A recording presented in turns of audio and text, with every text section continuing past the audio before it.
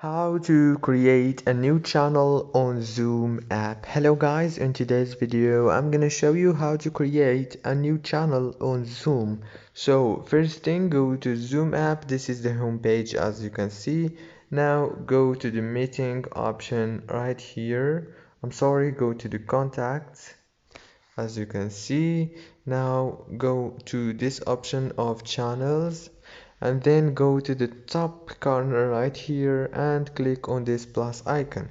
Now here you will find create a new channel. Click on it and choose the channel name and the type of the channel. If you want it private, click private. If you want it public, just click public as you want.